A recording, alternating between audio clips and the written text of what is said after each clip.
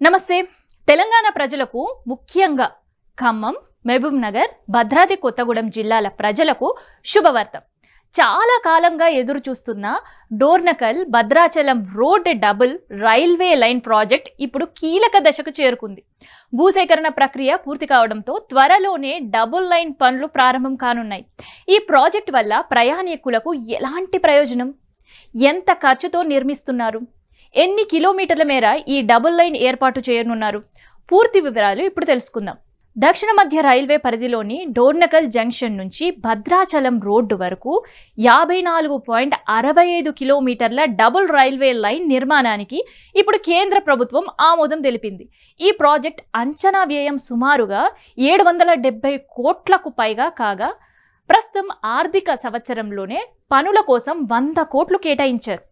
గత ఏడాది భూసేకరణ కోసం గెజెట్ నోటిఫికేషన్ జారీ చేసిన అధికారులు ఇప్పుడు భూసేకరణ ప్రక్రియ పూర్తి చేశారు.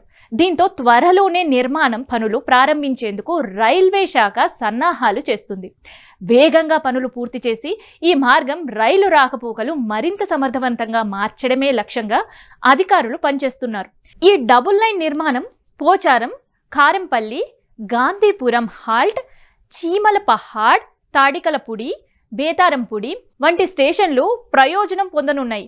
ప్రస్తుతం ఒక లైన్ ఉండడంతో రైలు క్రాసింగ్ కోసం వేచి చూడవలసిన పరిస్థితి ఉంది. డబుల్ లైన్ పూర్తయితే ఈ సమస్యలు తగ్గి రైలు వేగం పెరగడంతో పాటు కొత్త రైళ్లు కూడా నడిచే అవకాశం ఉంటుంది.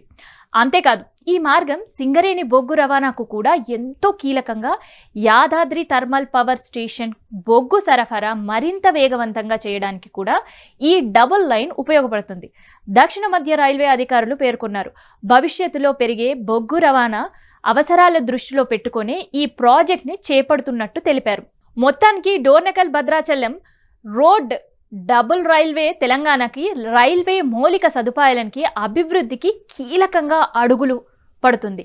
ఈ ప్రాజెక్ట్ పూర్తయితే ప్రయాణికులకు వేగవంతమైన సేవలు అందించడంతో పాటు సరుకు రవాణా కూడా మరింత సులభంగా కానుంది.